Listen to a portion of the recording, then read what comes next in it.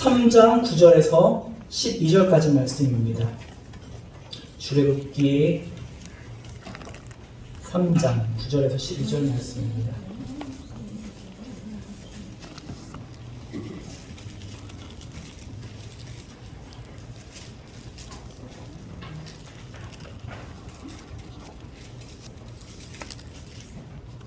우리 다 찾으신 줄 알고 우리 합독하도록 하겠습니다. 우리 한 목소리로 읽도록 하겠습니다. 시작. 이제 알아, 이스라엘의 부르짖음이 내게 달하고 애굽 사람이 그들을 괴롭히는 학대도 내가 보았으니 이제 내가 너를 바로에게 보내어 너에게 내 백성 이스라엘 자손을 애굽에서 인도하여 내게 하리라. 모세가 하나님께 아뢰되 내가 누구이기에 바로에게 가며 이스라엘 자손을 애굽에서 인도하여 내리까?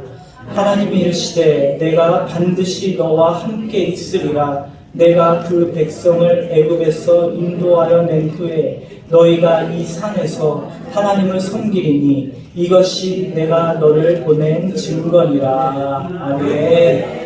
거룩하신 아버지 하나님, 은혜와 사랑을 감사드립니다. 이 시간을 귀하고 복되게 하여 주시고 성령님의 은혜와 은총이 넘치는 시간이 될 수 있도록 인도하여 주시옵소서. 말씀을 받는 우리의 마음 가운데 함께하여 주셔서 이 말씀이 생명력이 있게 우리 안에서 살아날 수 있도록 인도하여 주시옵소서. 모든 말씀 감사드리며 예수 그리스도의 이름으로 기도드립니다. 아멘. 할렐루야. 아멘.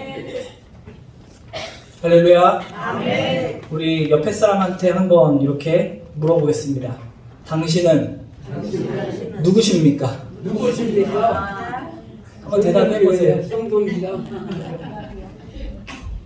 옛날에는 저 어렸을 때는 뭐라고 대답했냐면은 누구십니까? 그러면 저는 오동나무집 파란 대문의 둘째 아들입니다. 이렇게 얘기를 했었어요. 여러분들은 어떻게 얘기하십니까?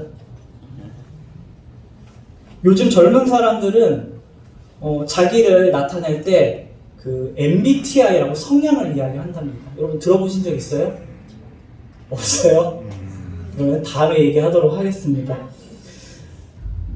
여러분들 그러면 동화 아세요? 동화? 혹시 미운 오리 새끼 동화 아세요? 들어보신 적 있으세요? 다 들어가셨어요?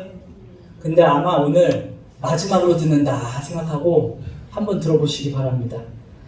한 오리 한 마리가, 누가요?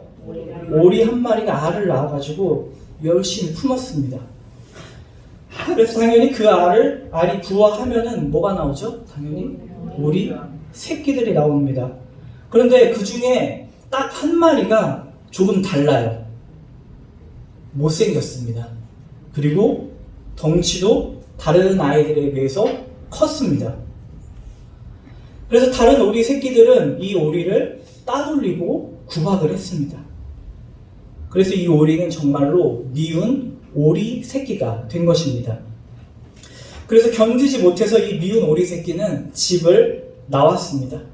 그래서 어느 할머니 집에서 지내게 되었는데 그 할머니는 뭘 키우고 있었냐? 백조를 키우고 있었습니다. 근데 이 할머니가 백조만 엄청나게 사랑하는 거예요. 그리고 또 이제 같이 살고 있던 고양이와 닭이 이 미운 오리 새끼를 괴롭혀서 이 할머니 집에서도 나와서 방황을 하는 겁니다. 그러다가 이제 이 미운 오리 새끼가 큰 호숫가에 머물게 됩니다. 그래서 누구를 봅니까? 이 호수에서 백조의 모습을 보면서 아, 나도 백조였으면 하는 부러움에 쌓입니다. 그러다가 이제 눈이 내리고 추위와 허기에 지쳐서 이 오리 새끼가 쓰러졌습니다. 그래서 이제 당분간은 이제 그 오리를 발견한 나무꾼이 오리를 발견을 해서 키워주고 또 이제 근처 호숫가 근처에서 바위 틈에서 살았다고 합니다. 그러다 이제 긴 겨울이 지나고 봄이 찾아왔습니다. 그런데 이 오리의 날개 밑에가 근질근질한 거예요. 왜 그럴까요? 그래서 날개짓을 해봤는데 어떻게 됩니까? 이 미운 오리가 날기 시작하는 겁니다. 여러분도 오리가 날 수 있습니까? 저 오리 못 봤어요. 도시 살아가지고. 시골 사셨던 분 혹시 오리 나는 거 보셨습니까? 날지는 못해요. 청동오리는 날지 않나요?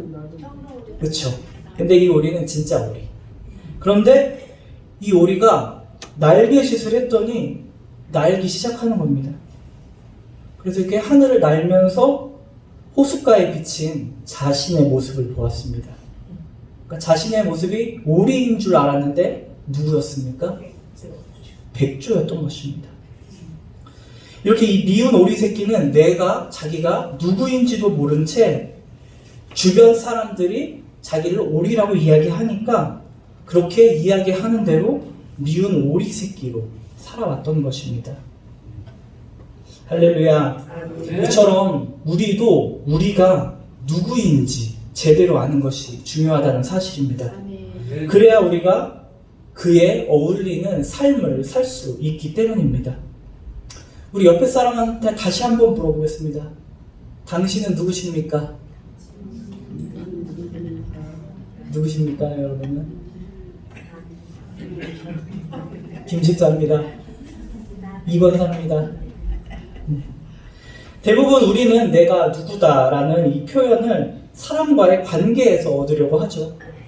다른 사람이 나를 어떻게 불러주는지, 이것에 따라서 우리의 정체성이 형성이 된다는 것입니다. 만약에 내가 정말 백조인데 옆에서 너는 오리야 라고 이야기하면은, 그렇게 대하면은 나는 오리밖에 되지 않는 것입니다. 그렇지만 우리가 누구인지에 대한 대답은 사람들과의 관계가 아닙니다. 우리는 어디서 그 정체성을 얻어야 하느냐? 바로 하나님과의 관계 속에서 우리는 얻어야 한다는 것입니다. 옆에 사람이 나를 누구라고 생각하는지가 중요한 것이 아니라 하나님이 저와 여러분을 누구라고 생각하는지가 가장 중요하다는 사실입니다. 그 이유는 무엇입니까? 바로 하나님께서 저와 여러분들을 지으셨기 때문입니다. 오늘 말씀을 보면 우리가 하나님을 만난 후 자신이 누군지에 대해서 혼란스러워하는 사람이 나옵니다. 누구입니까? 바로 모세입니다. 여러분들, 모세는 40년 동안 미디안 광야에서 목자의 삶을 살았습니다. 그렇게 양을 치다가 몇 살이 되었습니까? 80세가 되었습니다. 여러분, 80세 되면 어떤 나이입니까? 여기서 80세 넘으신 분 혹시 계십니까? 네. 다 모세보다 어리시죠? 그럼 열심히 일하셔야 될 때입니다. 할렐루야. 아멘. 어느 날 모세가 양을 몰고서 한 산으로 갔습니다. 그런데 그곳에서 누구를 만납니까? 바로 전능하신 하나님을 처음 만나게 되는 것입니다. 우리 3장 10절 한번 말씀 읽어보도록 하겠습니다. 3장 10절입니다. 하나님께서 뭐라고 말씀하십니까? 시작.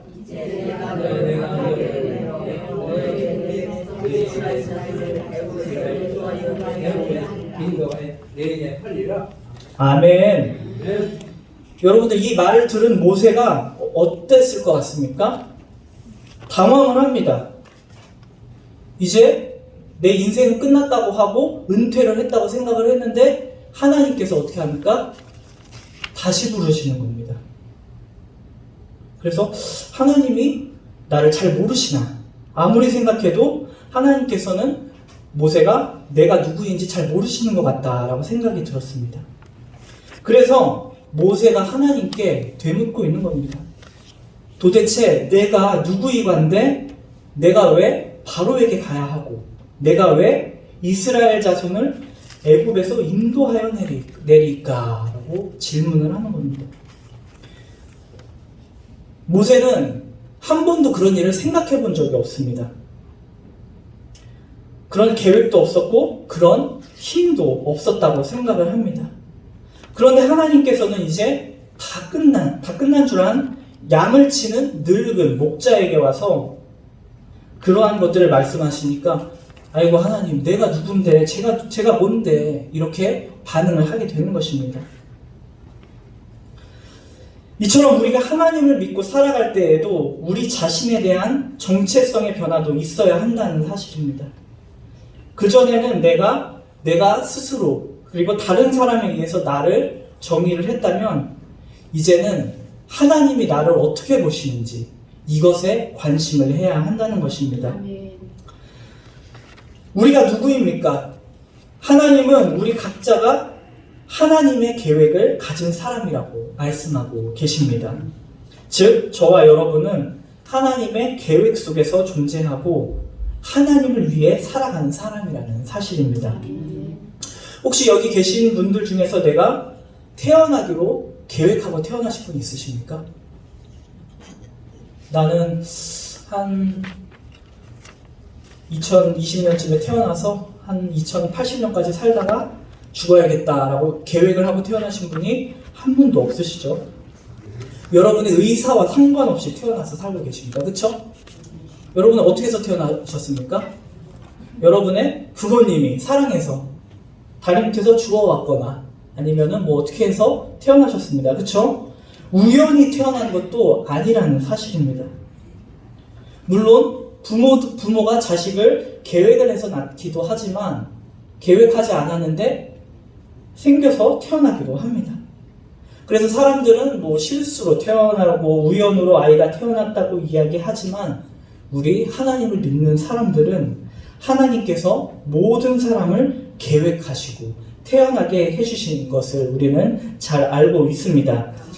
이처럼 우리의 생사화복은 다 하나님의 계획하심에 그 가운데에 있다는 사실입니다. 모세가 태어난 것 또한 하나님의 계획 속에 있었습니다. 하지만 모세는 자신을 향한 하나님의 크고 놀라운 계획을 알지 못했다는 사실입니다. 그런데 모세는 하나님의 산 호렙산에서 하나님의 계획을 처음으로 듣게 되는 겁니다. 뭐라고 말씀하십니까? 하나님께서 너는 어디로 가서? 애굽으로 가서 내 백성을 인도하여 내라. 하나님은 이미 오래전부터 모세가 태어나기 전부터 이러한 계획을 갖고 계셨습니다.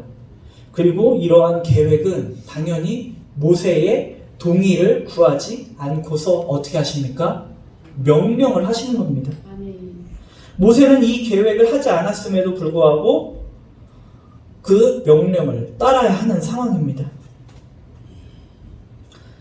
모세는 어떤 사람이었는지 여러분들 혹시 기억하십니까? 태어났을 때는 왕자로 태어났습니다. 그리고 왕자로 정해놓은 삶에 살도록 강요받는 사람이었습니다. 그리고 모세는 원래 어느 민족입니까? 히브리 민족입니다. 히브리 남자에는 어떤 운명이 있습니까? 날 때부터 사실 죽여야 된다는 운명에 놓인 사람이었습니다. 그래서 이 운명을 벗어났는데 이제는 애굽의 왕자의 운명으로 정해져 있는 삶을 살아야 합니다.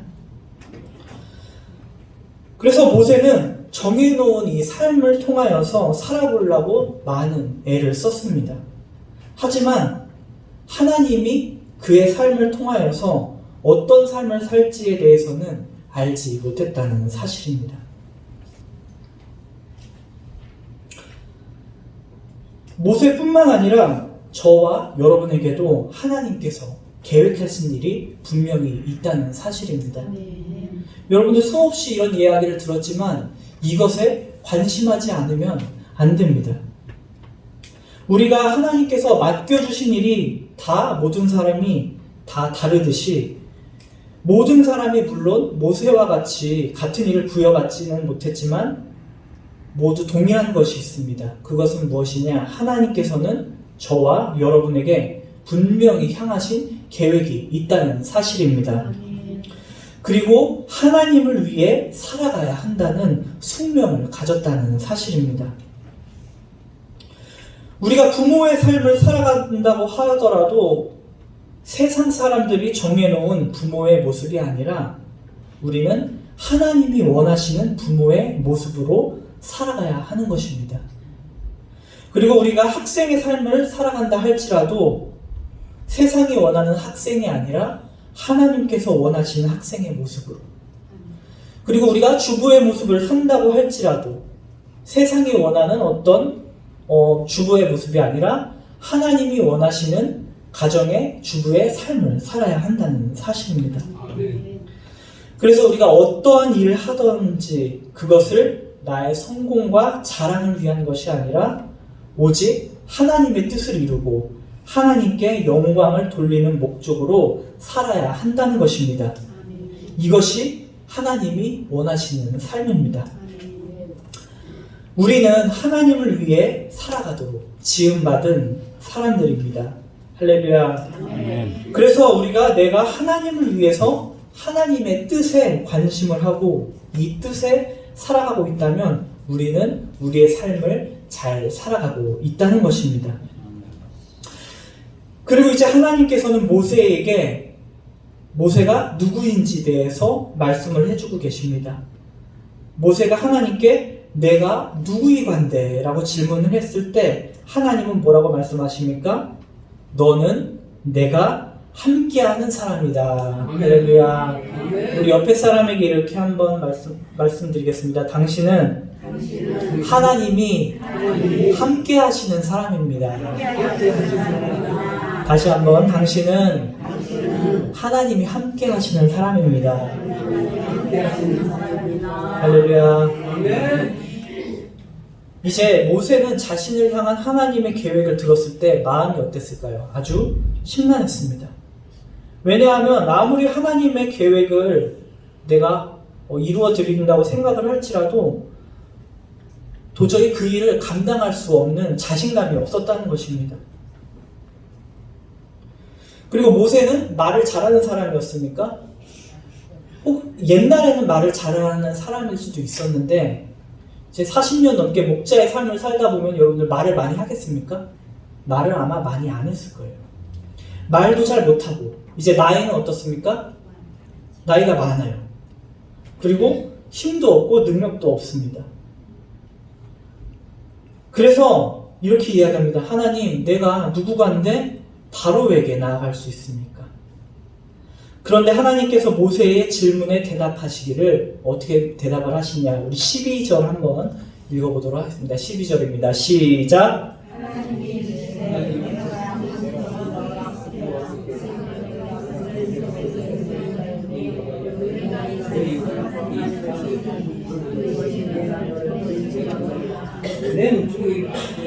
아멘.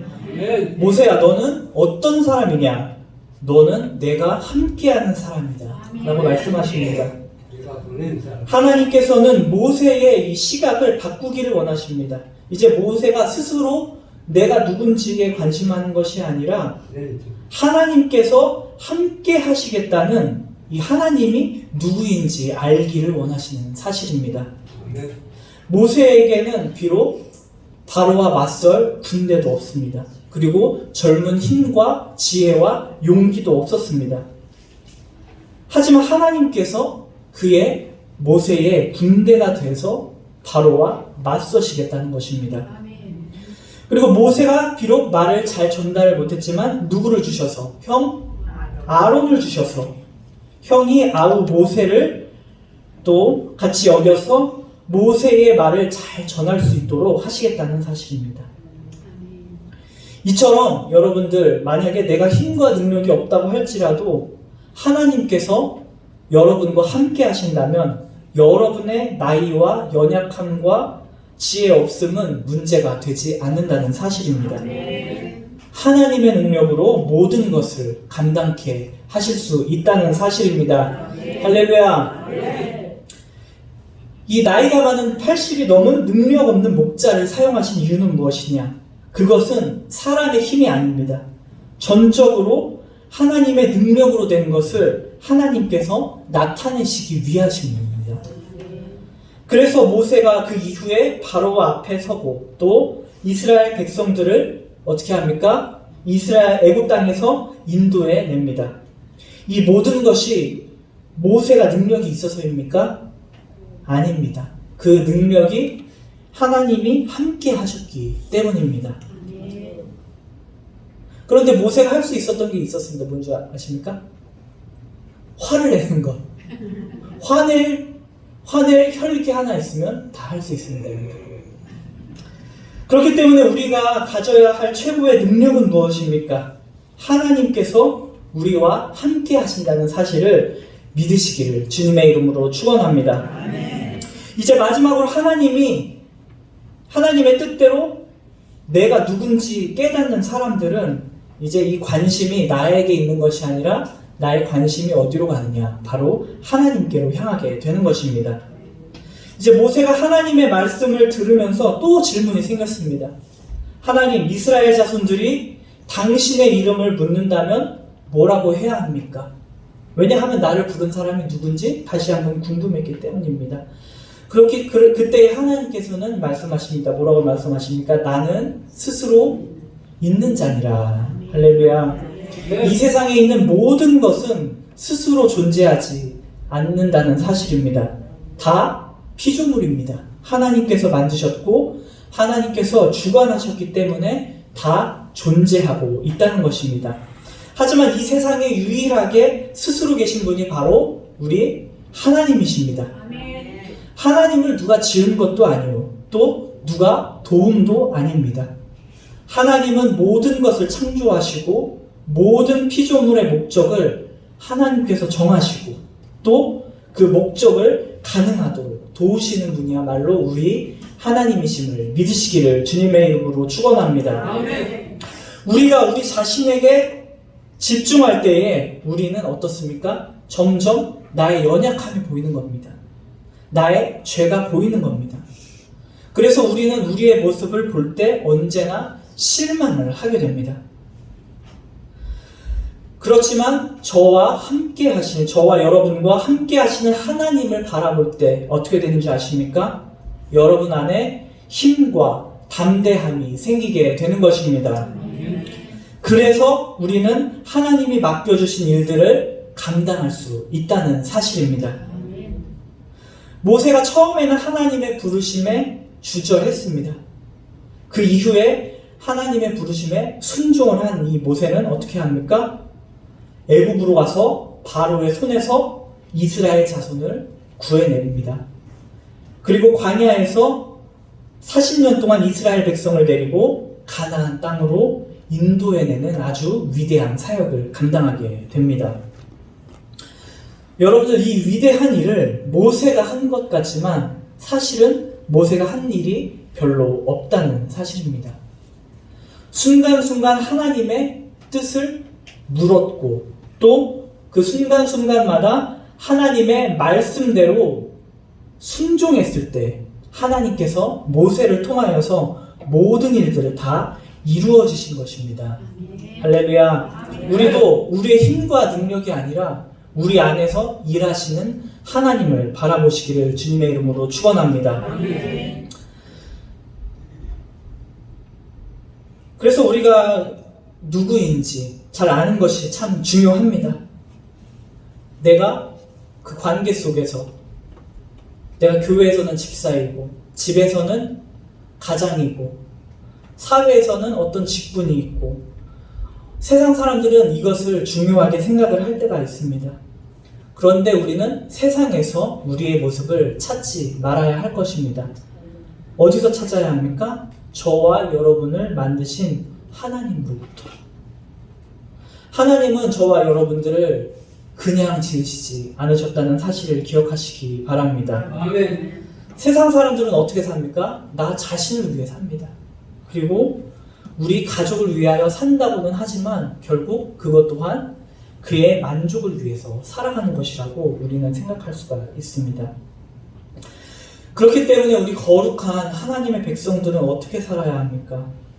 나를 만드신 하나님의 영광, 그리고 하나님의 나라와 하나님의 의의를 위해 살아갈 때에 저와 여러분들을 지으신 하나님의 뜻대로 살아갈 수 있다는 것입니다. 간절히 원하기는 저와 여러분이 하나님이 보시기에 원하시는 모습으로 살기를 주님의 이름으로 축원합니다. 그래서 우리가 항상 생각을 해보시기 바랍니다. 나는 무엇을 위해 사는 것인가? 내가 나를 위해 사는 것인가? 나의 삶이 하나님을 위해 살고 있는가? 이렇게 늘 질문하면서 우리가 하나님이 기뻐하시는 뜻에 따라 살아야 할 줄 믿습니다. 그럴 때에 하나님께서 저와 여러분과 함께 하시는 하나님의 임재와 능력을 체험할 수 있다는 것입니다. 바로 우리 원종의 성도들이 하나님께서 저와 여러분들을 지음받은 이 목적을 이루는 가장 여러분다운 하나님의 자녀다운 원종의 자녀의 삶이 다 되시기를 주님의 이름으로 축원합니다. 기도하시겠습니다.